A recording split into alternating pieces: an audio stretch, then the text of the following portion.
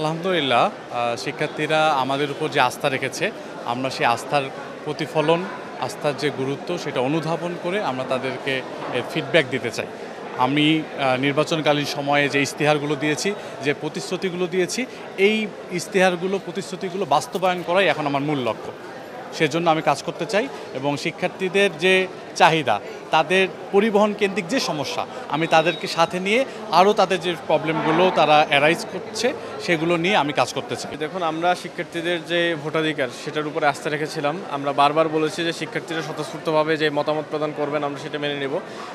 গতকালের যে নির্বাচন, সেই নির্বাচনে কিছু বিচ্ছিন্ন ঘটনা ঘটেছে সেটা আমরা দেখেছি, কিন্তু এর বাইরে সকলেই মতামত দিয়েছেন যে নির্বাচন সুষ্ঠু হয়েছে।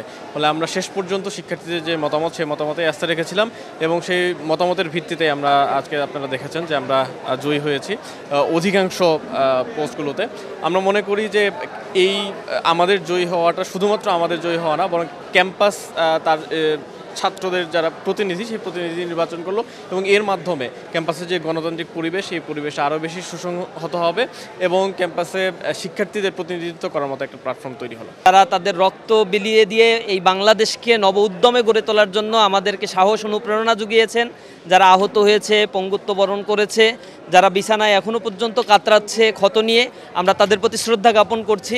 যাদের ত্যাগ তিতিক্ষার বিনিময়ে মূলত আমরা আজকে এই স্বাধীন বাংলাদেশে নতুনভাবে ফ্যাসিবাদ মুক্ত একটি দেশে সুন্দর একটি ইলেকশন আমরা দেখতে পেলাম। এবং স্বাধীনতার পরে আমার যতটুকু ইতিহাস পড়ার সুযোগ হয়েছে, এটা ৮ম ডাকসু ইলেকশন এবং স্বাধীনতার পূর্বেও 30টি ইলেকশন হয়েছিল। এই 8টি ইলেকশনের মধ্যে 19 সালের যে ইলেকশনটা হয়েছে এটা তো টোটালি কারচুপি, ভোট জালিয়াতির একটা একপাক্ষিক একটা ইলেকশন ছিল। মূলত বাংলাদেশের 35 বছর পরে ডাকসুতে একটি নতুন আমেজের সাথে তাদের নেতৃত্ব তারা নির্বাচন করেছে এবং যে প্যানেলকে তারা নির্বাচিত করেছে, আমরা আশা করি ঐক্যবদ্ধ শিক্ষার্থী জোটের যারা নির্বাচিত হয়েছে তারা তাদের সর্বোচ্চটুকু দিয়ে শিক্ষার্থীদের যে কমিটমেন্ট তারা দিয়েছে তার যথাযথভাবে তারা রক্ষা করবে ইনশাআল্লাহ।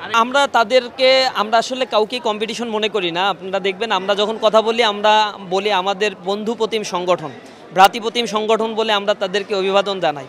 আমরা কাউকে আমাদের প্রতিযোগী প্রতিদ্বন্দ্বী মনে করি না, সবাইকে আমরা মনে করি আমাদের প্রতিযোগী। সেই জায়গা থেকে একটা কম্পিটিশনে এখানে সবাই লড়েছে, কেউ জিতেছে, কেউ বিজয়ী হতে পারে নাই। আমরা সবাইকে নিয়ে, তাদের সকলেরই ক্যাম্পাস, এই ক্যাম্পাসে তারা বড় হয়েছে, দীর্ঘ সময় লেখাপড়া করেছে, এই ক্যাম্পাসের সাথে তাদের আবেগ অনুভূতি জড়িত রয়েছে।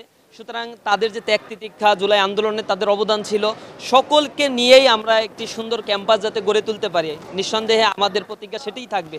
এবং আমাদের বন্ধু যারা রয়েছে, যারা আজকে বিজয় অর্জন করতে পারেনি, তাদের জন্য তো অবশ্যই আমাদের শুভকামনা থাকবে এবং তারা যে চিন্তাগুলো করতো তাদের সকল চিন্তাগুলোকে আমরা অ্যাকোমোডেট করে ডাকসুতে কিভাবে আরও বেশি প্রাণচাঞ্চল করা যায় সেই ব্যাপারে আমরা পদক্ষেপ গ্রহণ করবো ইনশাআল্লাহ।